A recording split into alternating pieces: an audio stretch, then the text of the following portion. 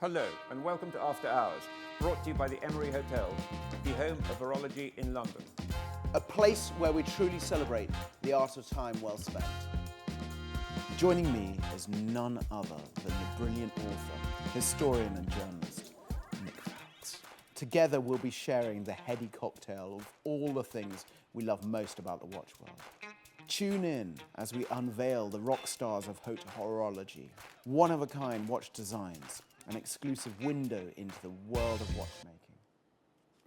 Hello and welcome to After Hours. I'm George Bamford. I'm not George Bamford, I'm Nick Fowles. Easily mixed up there. Hello, Nick. George, how are you? Very good. Maybe we should do the program as you as me and me as you. Oh, that would be amazing. I'd have to wear training shoes though. Okay. Well, you should wear a training shoes. This is the sports footwear of a sort in the early 20th, late 19th century. Yes, exactly. You look absolutely dashing as always. And you look brilliant.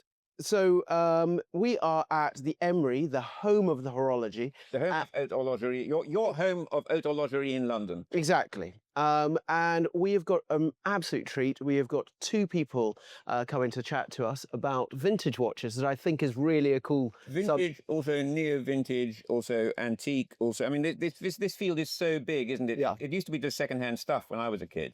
Definitely. Now it's... Anyway, without further ado, the subdialers, Subdialers, come on. Yeah, the subdialer.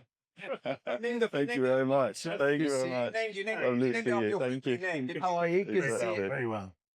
Very good to see you. And you brought some amazing delights for us to kind of... Well, tell us a bit about got subdialers. Yes, please. What the... You know, because it started as an internet site, didn't it? That's right. Yeah. What a shed in... Yeah, exactly. We started about coming up to 7 years ago, actually. So it's myself and actually Ross as a co-founder, and Tim came in early on that journey. Actually started as a customer, and then kind of came in. And I guess the focus for us, well, that's like literally. Yeah. Okay. He thought he was better on this side. So I guess the Wayman in that case. Pretty much. The focus really is, you know, to build a trading platform for people who love watches, and I think, you know, the big businesses out there, and, you know, kind of as an amateur enthusiast, you know, when I came into the world, you know, your Watchfinders, your Chronex, you know, these types of businesses, they work very well for the more transactional, casual buyer. But for people who love watches, they love collectability, it felt like it wasn't really working. And so really what we wanted to do was to build something that, you know, was built for the person who loves watches. It's got a rich experience around it. It allows you to you know, discover watches in a way that's exciting, and it allows you to trade those watches very easily. How old are you? I'm 31. How old are you? 43. George, how old? No, I'm not.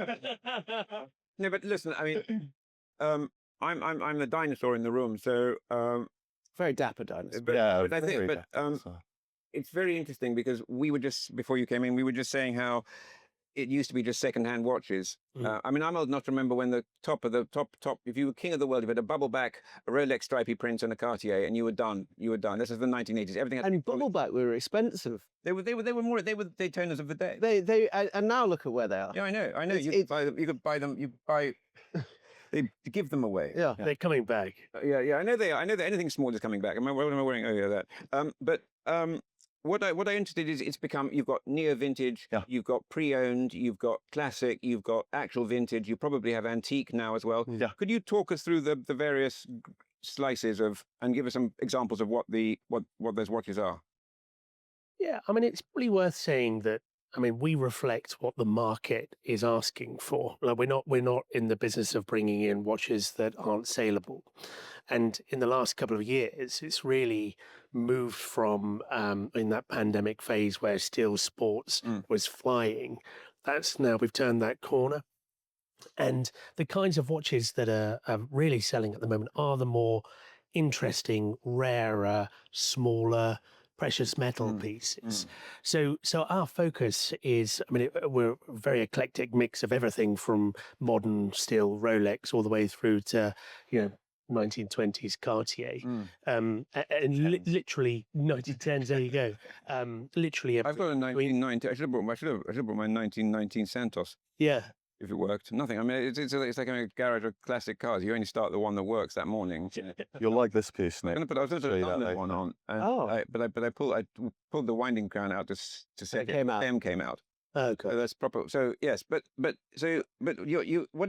would you say these are then? Are these Well, I think indicative of the these current are- pace? Yes, I'd say so. Yeah, These There's are a- neo-vintage then. I would say they're exactly that. Just kind of getting back to that pushback where you said steel sports watches now to kind of the gold and the trends on that. And I don't mean to say that steel sports is dead. That's No, not it. But I think it's the hype has come off the market. Exactly. And I So- think people are really, really looking for those sort of smaller, interesting, rarer watches. A watch that you can wear that you're not going to find anyone else wearing in the room. And it's particular. I mean, it's kind of obvious, right? I mean, vintage watches was always about the hunt. Yeah. You know, it was always about that journey, going down the rabbit finding hole. something, going down the rabbit hole. Yeah. And I think what's happened in the last 10 years is, you know, it's just exploded in terms of people realizing, oh, well, it's not just looking at vintage Rolex and Mark II versus Mark III dials. It's this much bigger world of kind of I'm things so that are glad you said undiscovered, that. you know? And so, yeah, I think that's the fun of it. That's the hit, and that's what we do every day. In modern watches, it seems like the independents have kind of taken a massive jump forward. Maybe Nick, you'll correct me on this, but I feel like that's happened. Has that happened or is it still happening? Because what you brought here is not independent. No, These, no. well, Well, Patek is independent. no, I know you're going to say Marpigues. No, but there's what I mean is Well, like the small independents, Yeah, Rexef and people like that. You know, Rexef hates to be called an independent watchmaker. He wants to be called a watchmaker. Okay, but I mean, I call him a farm-to-table watchmaker because he's got everything all within a sort of precinct. You know, he's got a strap making. He's now got an enamel workshop and place making. And Well, I think that you know what's joyous about a lot of these pieces is, you know, nowadays watch collecting, you know, is a thing and it's an entire industry and there's a market around it, you know, and when a lot of these pieces were produced, that wasn't there, you know, and so it was a much more honest sort of, you know, trade that was going on, and it was creative as and well. post quartz crisis as well, right? So there's like so much creativity and kind of self-reflection that's going on, and so it is almost like finding, you know, an indie sort of period where you're kind of going, well, the Neptune that you got, or you know, it's like it. numbers were so much. I mean, something like the Neptune. First of all, the market was much smaller, and the work that went into the Neptune. I remember I talked to Thierry Stern about it because he was actually doing his apprenticeship at Atelier Réunion, which is now the museum, and he said they had to rig up a machine to specially mill the bezel, and occasionally it would be shot across the room like a nunchuck. oh wow. And I mean, health and safety on your case then, and also the accountants would say, well, hang on, you know, why are you wasting all this money doing the godrons and things like that? So, and it's those human stories ultimately, right? Like that's what people are kind of buying into. It's in that history, and I think brands are starting to recognize that. They're starting to recognize that, you know, people buy into the brand today because of that history and what it, you know, evokes. I think Cartier is doing very well at that. Cartier's done brilliantly. I mean, I think I'll be interested to see where it goes next. We did a while ago. I mean, maybe you've seen it already. The issue we did on the Cartier exhibition. Yes, Been out for some weeks now. Yeah, the V&A. And you'll enjoy that. But the exhibition is stunning, and you really do see a context there, don't you? Definitely. No, the exhibition is absolutely amazing. And when you go into the history a little bit, and that's the great thing. Nick, you have been pushing that. I didn't know these were your secret assassins on when you buy some under the... You keep on turning up with watches, and I'm like going, wow. So I kind of love that. Well, this is one of my... I love dealing with Subdial. Thank you. Thank you, Nick. Except when you didn't sell me that watch I wanted. Well, that keeps coming back. That's always the way. But when you're saying about trends and we've got to talk about that Patek with the cheese grater bracelet. You still got? we do. Oh yes. okay, this deal is happening right now. Call me Mike. Okay, no. I'm Mike Nouveau. It's fine. You know, you're Mike Nouveau. They've got a credit card machine for you. Don't worry, Nick. I'm the happiest customer coming in. Mike, how are you? But you were talking earlier about customers coming in and trading the watches and kind of, is that something that you getting stock that way as well? Because you know, quite a lot of vintage are going out to the market and going to a lot of these vintage watch markets that are kind of. I think that's key. That's really, really key, right? And actually, I think a common misconception of people who are not within the industry and aren't seeing the customers that we're seeing every day is that they're these, you know, tremendously, incredibly wealthy, you know, people who just buy whatever they want. And You and me. yeah, and sure, there are people who. Hi, Nick. Hi, let's just say hi. Hello. But apart from you, Just put on our millionaire's accent. Hello. there is a wonderful thing where you get people who are absolutely, of course they're affluent, but they're finding that, in a lovely way, they're passion assets. So they can buy these things, they can hold them in a collection, and because they're buying quite well, they're kind of thinking about what's interesting.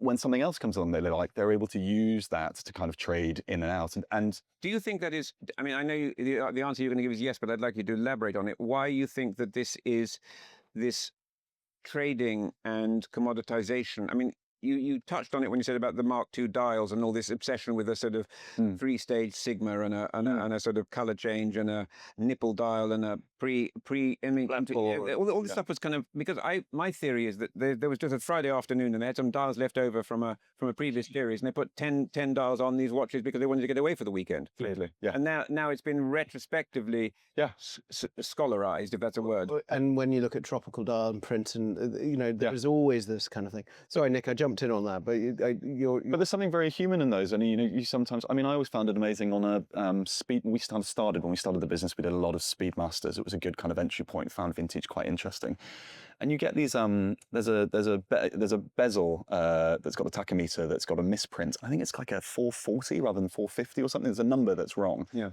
And for whatever reason, they hold no premium. And then, you'll look at a step dial or, all sorts of other little things that suddenly have a crazy premium. And there's kind of something human in that. It's quite interesting in a way. This should be the kind of the... Yeah, well, maybe, yeah. Everybody out there is immediately looking at their Speedmasters. They can be like, oh my God, I've got a rare one. And now it should there'll be some... And it'll be on Philips and... It'll be on Deluxe. What's it, rare, possibly unique? Yeah. That's one of the great lines in auction catalogues. Only one known to market. Yeah. Yes, exactly. Fresh to market from original. It's not a 44. It's a, it's a 45, and now it's a 44. No, but I'm glad you asked that question, because I think that kind of gets to it. And Nick, on your fresh to market point, I think probably the biggest motivation, I think, coming into it from a business perspective when we kind of founded the company was, just the number of dealers that you see, or the number of middlemen that you see between somebody who's got a watch and wants to sell it and somebody who then buys that watch.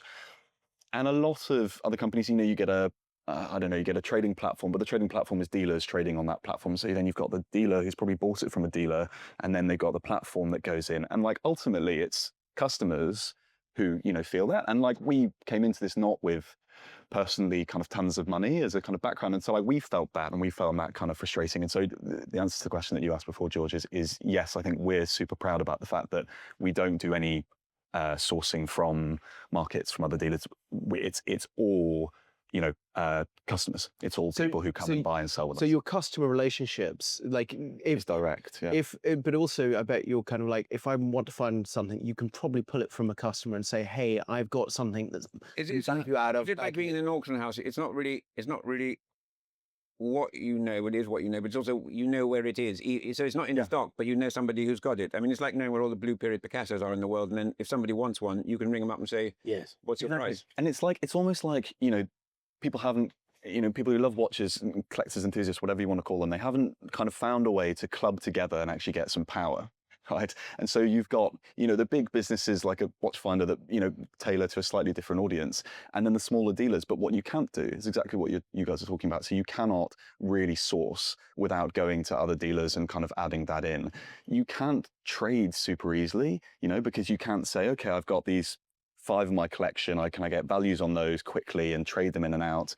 And actually, what we're finding is we talk more and more, it's this kind of nebulous idea, we talk more and more about this idea of network, because it allows you to source, which is super exciting, and stuff that's not on the market. But it also means that when somebody comes to sell something, you go, well, I've already got 5 people, who I know from their history, but also that they've explicitly got this on a wish list with a price that they've said, if it comes up for this, I buy it.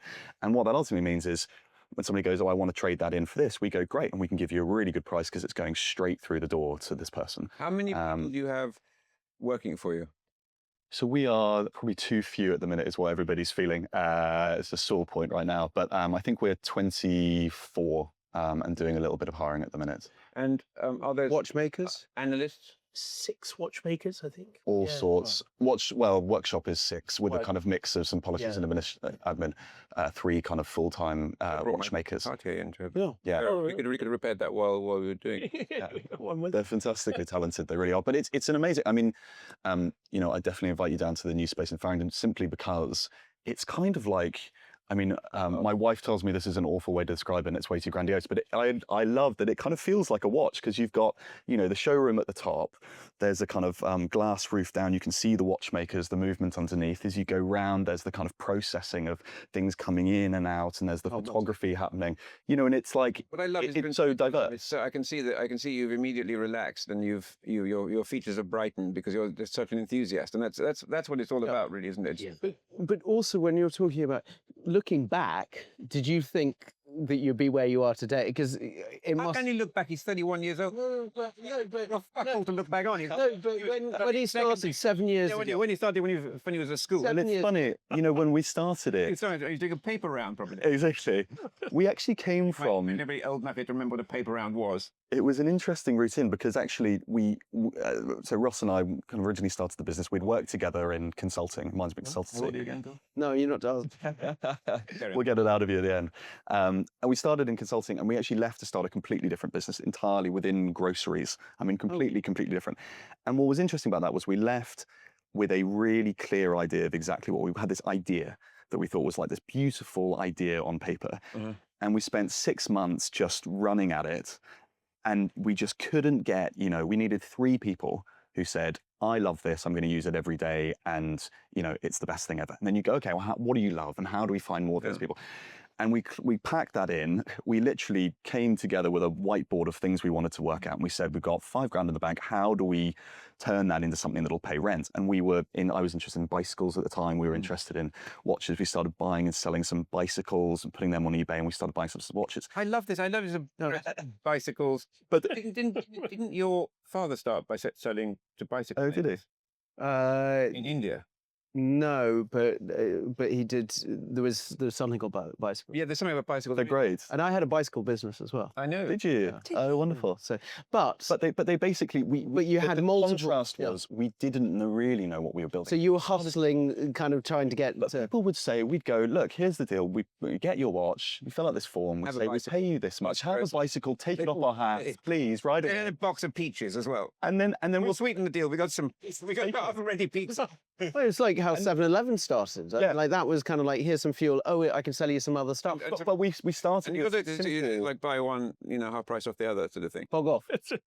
and they would just say, the reviews were incredible. I mean, we would do exactly what we said. We said, we take the watch, we take 24 hours and we'll pay you. And they were like, and we were like, why do people love this so much? I don't know what it is. And that kind of started the journey. And so I think there's something nice about not having the idea, the end goal in mind, coming back to your question. I think that's very attractive. I mean, it makes it much more authentic. But also, you're obviously pretty clever. Otherwise, you wouldn't have got where you are so quickly. Because I mean, 7 years may sound a long time to somebody who's your age, but to actually establish yourself when you have things that have been around much longer. I mean, I think watches is fascinating because it's this coming together of design and history and engineering and markets, which are just part of it. And, it's this amazing, there's so many different routes into it. And so it's got so many different faces. And so, yeah, I think it's endlessly fascinating, to be honest. But also what you've done, this progression, Nick, you're totally right. 7 years is quite quick, as well as, a trusted name. That's the interesting thing, because there is a lot of dealers that have got, when you look at the name, there's always something about a dealer that someone will go, oh, this is not, this is, but what, when you do your research on you guys, there is a trusted name. You've got, and I think that's where you've invested in your team. Yeah. Invested in the watchmakers. You've invested. You have actually got people that stand up. And I bet if I brought something from you and I said, oh, something's not 100. Yeah. You'd be like, don't worry. Well, I think I would say this, right? I'm about to kind of make us seem like angels, but I genuinely think there's some truth in it, which is, we have had moments early on in the business. We had a particular one that comes to mind where we had a guy who owned a Omani Kandjar Daytona, and he was the original owner. He'd been gifted it by the Sultan when he was over training pilots in Oman. He'd been offered £7,000 for it from his local jeweler. And we knew, you just know, speaking to this person, if we'd offered him 40,000, he would have taken it. Yeah. And there was a conscious decision, where we went, look, we can sell this on commission. It'll be wonderful for us, right? And like what we're not doing is tanking the brand of this business by, doing some shady thing and then it kind of getting out. And so I think you've got to try to keep some I mean, I think it's the old maxim: if don't buy the watch, buy the seller. Yeah. I think for us, it's a real passion project. I've loved watches and collated for 20 years. I know. And and I know exactly what a good service is. I know what I like about watches, and I think when you talk passionately about something that you really, I mean, we sell all kinds of things, and I Bicycles, groceries. Yeah. exactly all of that. That's And coming next. I just love talking about them. I love talking about watches to someone that shares that commonality, and it goes a long way. It really does.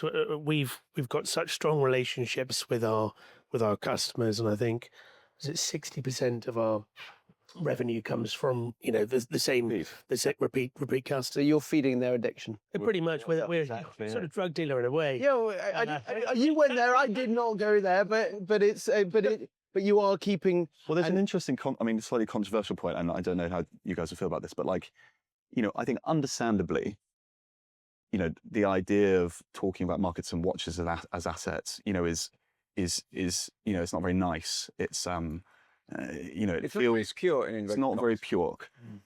I actually think, but it's a reality. but I think there's a good argument for watches as passion assets, right? Yeah. If you don't have the passion and it's just an asset, it's no good. Yeah. It is dead. Why might as well use it. But if you don't have the asset and you just have the passion, right? If every time you buy a £40,000 watch, it goes to zero overnight, it means that Also, you far fewer don't people look can do good it. for yourself. I know it sounds strange, but some watches I brought over the time. Actually, there's quite a few that Nick will take the piss out of me for buying, but there's quite a few watches that I brought and I've gone, okay, I love the watch, but It's not quite right. when you look at the value of it, Yes.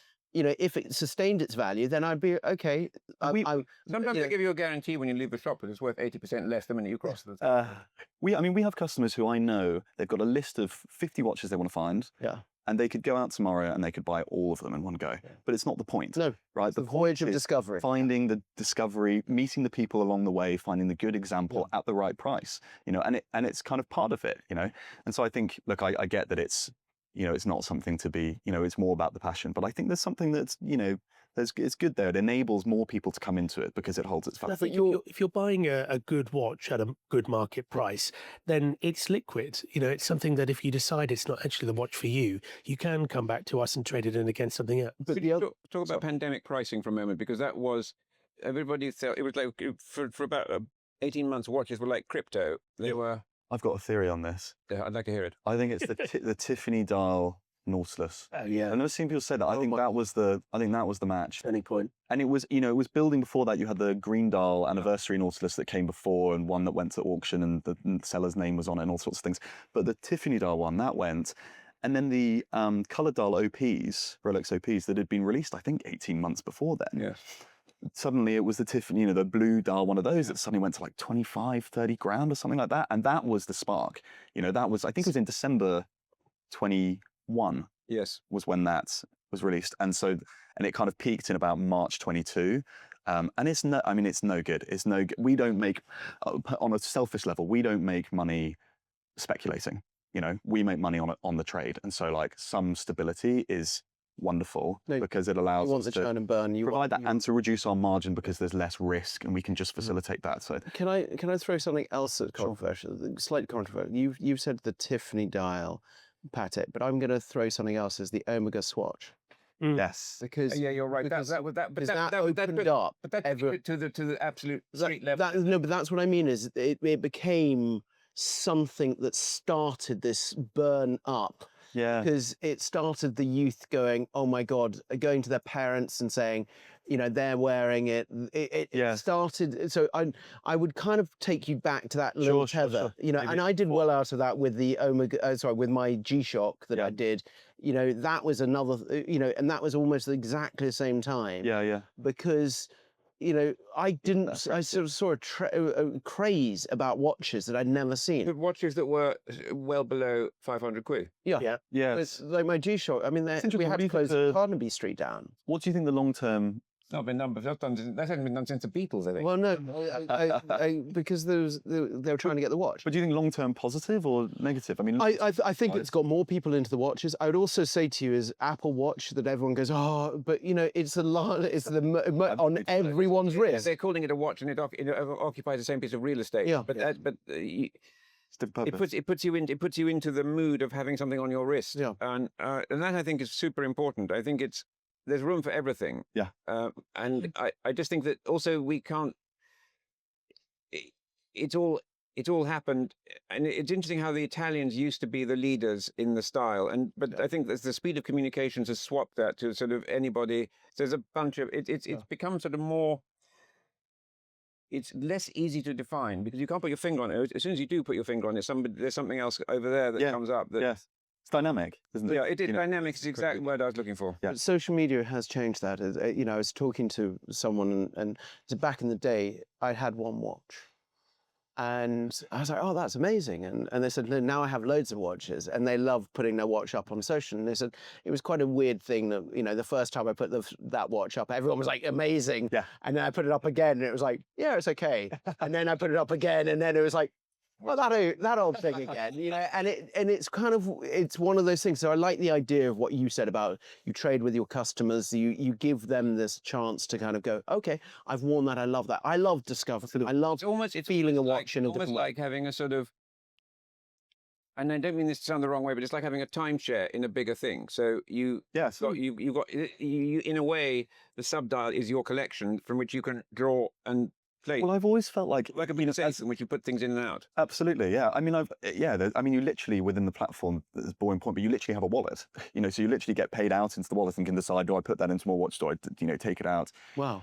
Yeah. So I think that's an absolute point. I mean, it's always. Tell us more about the sort of platform, and I mean, without making it too technical, but. Yeah, I mean, so it's interesting. We've kind of gone through a bit of a journey from maybe this is opening up too much, but a bit of a journey from a kind of like marketing branding perspective about like how much do we have a background in building, data models and views of the market to kind of support around trading. I mean, where we started, right, was to say, we've got this thesis, which is what a traditional dealer does is they go find a watch, they buy it for as little as possible, they list it high above market, they try and sell it for as much as possible, and if they have to wait a year, so be it. And what we said was, if we know with confidence the actual price that this is trading in and how many days, we can just price it there, right? And because it priced it there, we'll move it very quickly. Every £1 that we put in is working out, we compound more across a year. And so we have a better business, but crucially, you pay sellers more and you charge buyers less, right? And you learn, because you're constantly having watches moving in and out. And so that was the kind of basis of it. And I think we've gone through a bit of a journey as to like, how much do we talk about the model and the data and the kind of technical side of things? Because we get excited about that. But I think the truth is, the watch customer doesn't really care. What they care about is being able to discover watches in a way that feels exciting, and real and live. And they want to be able to trade easily, without, and that is ultimately what the data and the platform is all there for. It's also gut as well. I know that sounds strange. When you were going through your pricing here, and I went through some of your watches, and my gut says that watch should be this because other dealers have told me it is this. Yeah. And you've gone, oh no, it's this price, and I've gone, oh, so now the reality on me is kind of gone, okay, that feels like actually the price is right. Yeah. And this watch is an example of how can you price this? Well, it's very difficult. Because to me, I think you need someone like me who's got a bit of money. But what's interesting is, I mean, something like that, you're really telling the story, but what people look at is they look at watches that are on the market. Yeah. And watches on the market are watches that haven't sold. Yeah. So you are looking at the thing that is not the right price. And, the first thing you do is you start to go, well, what has sold? And what price is that selling at? But I mean, Tim, you know a lot more about this watch. I mean, the interesting thing with that period of AP, the Bamboo and the Cobra, two watches that have just flown in the last, even the 6 months. Yeah. And this is a Bamboo adjacent Calatrava style watch, and I think there's something about the interest of the case, the quality of it, of course. That it's gold and it's still £6,000 or whatever, manual wind, very rare, ultra thin watch. Yeah, there's inherent value there. Beautiful dress watch. Yeah, it's beautiful. It's beautiful, and it's it's something that you compare with whatever strap, and it would be just fantastic.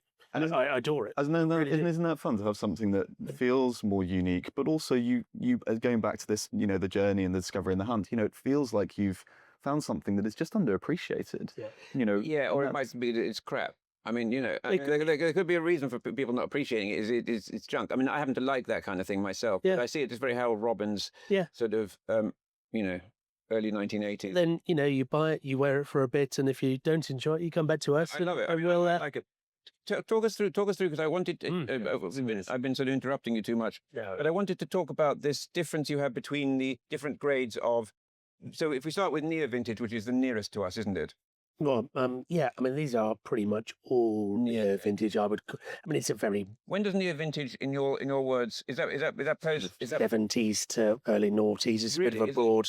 Yeah, I'd say probably post quartz to early 2010. Yeah, well, there you are. Yeah, Post quartz to big crash. Yeah. And I think much all of these fit into that actually. Well, these are 70s ones, aren't they?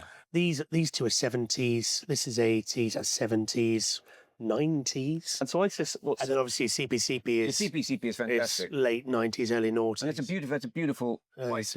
It's a platinum. It's platinum. God, you're right. It weighs a ton for a watch. I love this. Wonderful. I love them, and I love during that. And it's so much nicer than the one they did. The elongated one. And it looked like a sort of bad Chinese restaurant logo. Agreed. And if you turn it over, it's beautifully decorated. It's a Piaget, isn't it? The story of that from a kind of market and recognition perspective in recent times, is that people saw Jean fly, and then they kind of went, well, actually, there's this period from 98 to 2008 where he's there making watches, and look at, maybe this isn't just a jewelry designer, it's actually a really serious watch company, and again, it's one of those wonderful things where you suddenly find a story and you go, well, I hadn't even seen this. Why are we not talking more about it? The problem is, I stress my great antiquity here, but I was there when they launched it, and I was there when they discontinued it, and I was pleading with them not to discontinue it, but they went into high watchmaking, the sort of, sort of perpetual kind of moon phase, blah blah blah, which they had no business really being in that market. Did you feel it was appreciated, with enough fervor at the time, or no? Obviously not. Otherwise, they wouldn't have discontinued it. Yeah. I mean, everybody. The convention is, I think, you get a sort of bunker mentality. If we're in Switzerland, and you look basically at what you're doing, what everybody else is doing, and I made a quintuple tourbillon with a sort of repertoire on top. With the person you're there, but not what the market is. So actually, you're not making what the market wants. And if you have a management that isn't. Anybody can manage anything, I think. I mean, but watch company management is not about. It's not a transferable skill that you can sort of be doing groceries or bicycles one day and then you do the other thing on the other day. But I don't want to. I know I'm talking over the wheel hole here. But if you don't have a handle on the fact that what the brand is, absolutely, what the market for the brand is, and what your staff are doing, because your staff, if they joined as watchmakers, they're watchmakers. They're not tastemakers, and they would see because so and so down the road's doing a sort of triple gong, carillon, Westminster chime, whatever. They get competitive. Whereas probably say that they're selling loads of them, but they're probably selling 5 or 6 of them. Yeah, but 5 or 6 of those a year is a lot. But then everybody gets, why am I just putting together this time only crap? And look at how much they're making on that. Then you want to keep them. As a brand, so you always have to say against those. So it's very hard. I mean, so I think personally they made a big mistake when they stopped it, and I think that's reflected in what happened to their market. It went down, and then as soon as they brought it back, I thought they'd fucked their market too hard, and it was gone. Within 2 years, it was back. The resilience of the right product at the right price. They were getting a bit greedy in the pricing towards the end of this series, but the right product, right price. It's basically what you were saying about vintage pieces. Yeah. I think it's really important for brands to stay close to their collecting community, and I think Cartier is a great example where they've got their Cartier community page, and they really listen to collectors. They care about them. They showcase, like with the V&A, brilliant examples, and invite. Still not being paid by Cartier. No, I know. One day. But then if you look at someone like Arlang and Sona, I think there's a huge disconnect between their primary sales outputs and what's happening with pre-owned. I really wish they would honour their collecting community more than they do. I speak to so many people that particularly in Germany, were there from the 90s. Yeah. You know, From the Günter Blumlein years. yeah, where they, you know, that was an independent brand back then, and people cared about it. It was like, It behaved like an independent brand. It wasn't actually. It was part of Mannesmann. yes, well, that's probably true, but yeah, all right, you got me there. But Blumlein behaved like an independent entrepreneur. Yes, I mean, there was passion Yeah. and romance and all sorts. You know, there was they found amazing. Blumlein knocking about with time on his hands, and then they sort of put him together with the watch factory. Got the innards from. But so many of those collectors now are not welcome to be buying the latest, you know, Zeitwerks or you know, Lumen whatever's. They're just not. It's new money that company is going after. And I think it's really sad. But for us, so I put this to them, and they said, "Oh no, it's not that. It's." They were saying that it was people. People were saying what I'd heard was that people were saying that they'd been into the shop and they told you can't have this until you buy that. yes, And their thing was, to me, with their rationale was, well, why should we give it to the guy who's new when we could give it to a returning customer? But what you're saying is that they're not even looking after the returning customer. they're not looking after Or the because vintage, the older customer. yeah, the sort of whatever CRM system they're on, you know, which part of, you know, Richemont. The collectors before that were there from the beginning that really cared. The automotive world has done this. Mm. So I would say to you is the old collectors that would go, oh, I'd like that, but you get told. No, I think it is because as a modern brand today, you're not buying the latest stuff. So for them, they're like, well, what's the value of giving you that special piece versus the person that's Tyler, the creator. bought five or six of the other? But what you see is, you know, increasingly you see these, you know, accelerations around brands and picking up of interest around them coming from people who are devoting crazy amounts of their time to some Instagram profile and blogging and community events and whatever that they're doing off their own back. I mean, I think Piaget is a really good example over the last few years. Oh, amazing. You know, I mean, you will know more about the kind of corporate workings of Piaget over the last 5 years than I do, but that felt like something that came irrespective of what they were doing, right? That was a brilliant. Piaget is a brilliant case in point. But it just happened, right? And it happened because and it was there. I mean, all it took was. I mean, I was an enthusiast. No, but you were the one that pushed a lot of, not pushed, but you told me, go and look at Piaget, look at this watch, this is where you need to look at the future.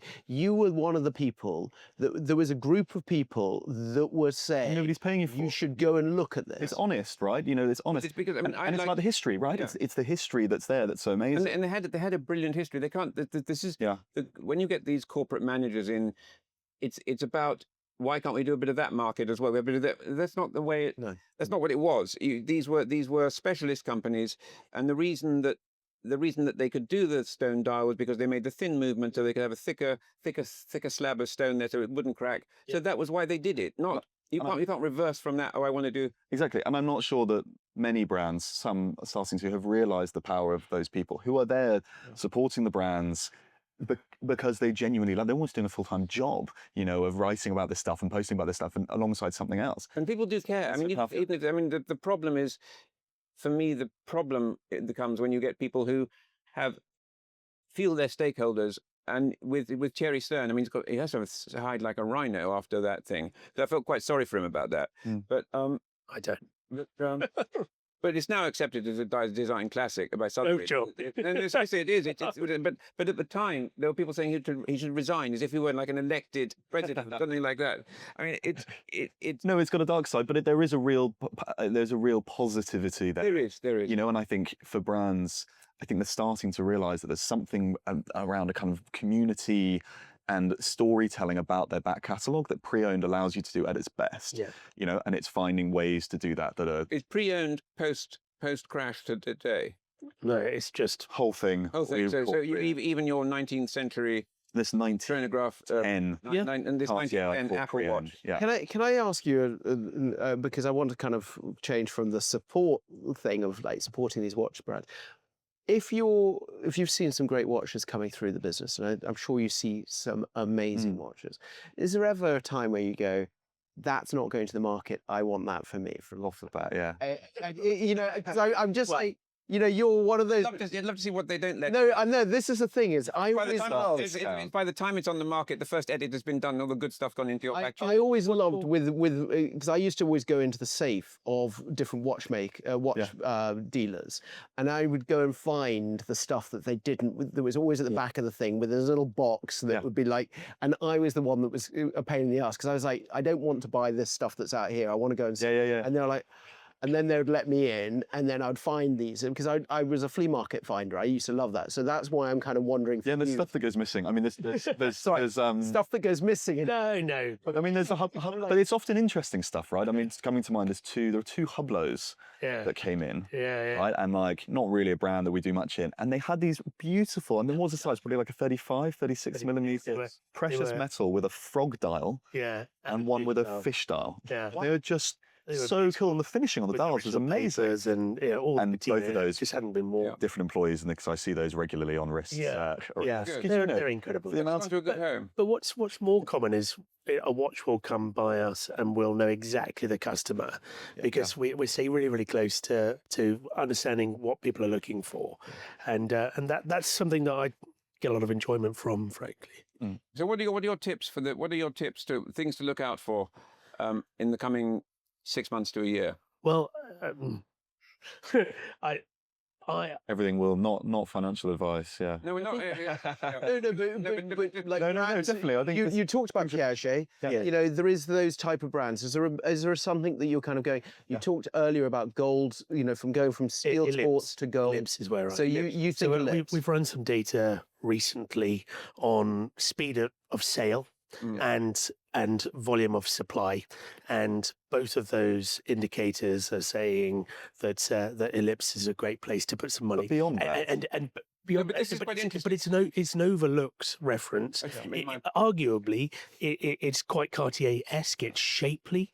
It's interesting. It's really unusual. It's unusual, and smaller, but has it's kind of a statement. It's a brand in itself almost, because it had something like 4 or 5 dozen iterations by the 70s. You had, I forget the figure. It's in my book. I put it. Do you have my pack? Yes, I do. If you look in there, you'll see Phillips. I quote from Philip Stern's document at the time that the Ellipse, which was their killer watch of the 70s and 80s, 60s and 70s rather, late 60s and 70s. That they had something like 5 or 6 dozen references within that one product category. And they did. And they did lighters, rings and key rings and lighters. But also the wall clocks and the thing. Oh, exactly. Mirrors. Son of it. But what I like about that is that back then the advertisements for the Ellipse were the non-watch. And I kind of feel like that's where we are now. It's not about telling the time. At the moment, it's about having a statement piece. You've got your phone to tell the time if you need it, but you want something that reflects your personality, your character. It's individual, but it's also recognizable. Okay, what? Okay, we've got ellipse. What? Next. What's next? You're like Warren Buffett. Come on, tell us another one. I mean, I also think that just given the gold price, things like this, the Wolf of Wall, the Wall Street Carry, Cartier Carry. Gordon Gekko. Gordon Gekko, there we go. Thank you very much. These are actually not too far off the gold price, frankly, but they're beautiful, they're iconic, and they're statement pieces. And I think, quite a luxury in a way. Going to drop some money into something to know that you're back. How much is one of those? Price. They're low teens, they're that sort of thing. Okay, now because I'm being told that we've got to wrap up, I'm going to do a quick question for you. Because this is called After Hours, what do you do after hours apart from watches? What are the things that that excite you? What are the things? Because I kind of asked you. That's a great question, George. I like beekeeping, which is a bit random. You like getting stung? Yeah. Oh, it's only happened once actually in the last few years. And do you have your own honey? Do you make your own honey? I do, yeah, and wax and candles. I haven't had any yet, actually. No. Oh, so you work together and you haven't brought honey in and gone, here you go. Start selling it on the bring back the grocery end to your business. Add it to bicycles and everything else. Yeah, deliver it by bicycle. Exactly. It's a sort of... What about you? What's...